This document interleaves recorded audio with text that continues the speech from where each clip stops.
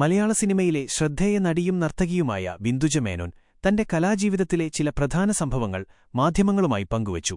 1993-ൽ മോഹൻലാലിനെ നായകനാക്കി പ്രിയദർശൻ സംവിധാനം ചെയ്ത കമലദളം എന്ന ചിത്രത്തിൽ മോനിഷ അവതരിപ്പിച്ച കഥാപാത്രത്തിന് ആദ്യം പരിഗണിച്ചത് വിന്ദുജയായിരുന്നു. എന്നാൽ പരീക്ഷകൾ കാരണം ആ വേഷം സ്വീകരിക്കാൻ കഴിഞ്ഞില്ലെന്ന് വിന്ദുജ വെളിപ്പെടുത്തി.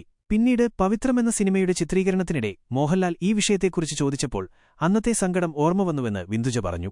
അഭിനയത്തേക്കാൾ പഠനത്തിന് മുൻഗണന നൽകിയതിനെക്കുറിച്ചും വിന്ദുജ സംസാരിച്ചു. അക്കാലത്ത് പഠനമുപേക്ഷിച്ച് സിനിമയിൽ സജീവമായ പലരുമുണ്ടായിരുന്നു. എന്നാൽ താൻ പഠനത്തിന് പ്രാധാന്യം നൽകി. പ്രീഡിഗ്രിയിൽ റാങ്ക് നേടിയ ശേഷം സംഗീതത്തിൽ ബിരുദവും ബിരുദാനന്തര ബിരുദവും പൂർത്തിയാക്കി.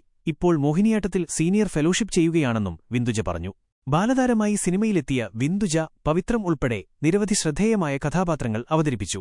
നൃത്തത്തിൽ പ്രാവീണ്യം നേടിയ വിന്ദുജ കലോത്സവങ്ങളിൽ കലാതിലക പട്ടവും നേടിയിട്ടുണ്ട്.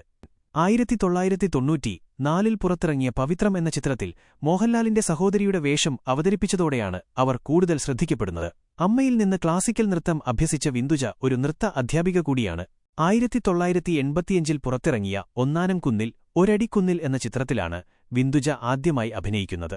1991-ൽ കേരള സ്കൂൾ കലോത്സവത്തിൽ കലാതിലകമായിരുന്നു. തിരുവനന്തപുരത്തെ NSS college for women, government college for women എന്നിവിടങ്ങളിലായിരുന്നു വിദ്യാഭ്യാസം. മധുര കാമരാജ് യൂണിവേഴ്സിറ്റിയിൽ നിന്ന് ഡോക്ടറേറ്റ് നേടിയിട്ടുണ്ട്. കേരള നടനകല അക്കാദമിയുടെ സ്ഥാപകയായ കലാമണ്ഡലം വിമല മേനോനാണ് വിന്ദുജയുടെ അമ്മ. രാജേഷ് കുമാറാണ് വിന്ദുജയുടെ ഭർത്താവ്. നേഹയാണ് മകൾ. കേരള നടനകല അക്കാദമിയിൽ നൃത്തം പഠിപ്പിക്കുകയും സീരിയലുകളിൽ അഭിനയിക്കുകയും ചെയ്യുന്നു. കൈരളി ടിവിയിലെ ഡാൻസ് പാർട്ടി എന്ന റിയാലിറ്റി ഷോയിൽ വിധികർത്താവായിരുന്നു.